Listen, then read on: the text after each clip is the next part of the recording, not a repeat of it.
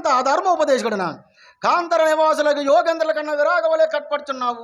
అంత రాజ్యభోగ పరాన్ముకుండ వెనుచు రాజ్య సంఘములు ఉదయింపనేలా తద్దను రాజ్యముల గైకొనేలా.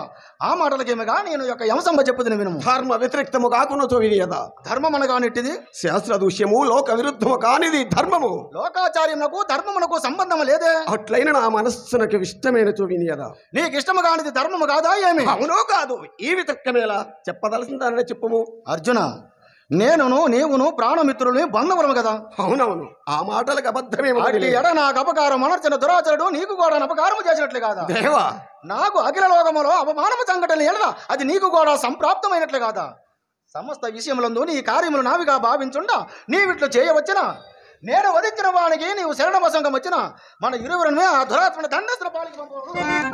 దేవా, నీ వాన తెచ్చినంత యజము, కానీ అధర్మం వలన నేను భయపడుతున్నాడు. అయ్యా, భయపడుతున్నాడు. అర్జున, నీకంటే భయం వలదు.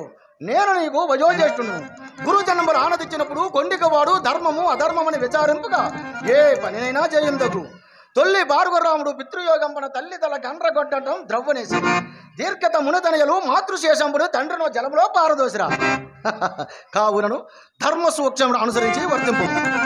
దేవా, ధర్మనిరతలు ఎందరెందరో ఉండగా అధర్మ నిరతలని ఉదాహరణగా కొనేరా అని మాటను దప్పుట అనుచుతింబని గదా. దశరథేశుడు కాల ధర్మమందే నిత్యసూరత వచనీతుడు నడి గదా. మన హరిచంద్రుడు మాలగొలిచే ఆడి తప్పుడ దోషమని కదా.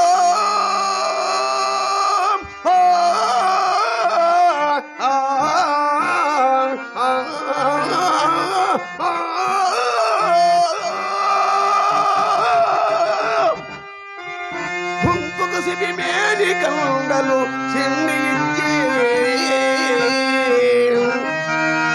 సత్యమోపాలనా శక్తి కలుగుటి గదా.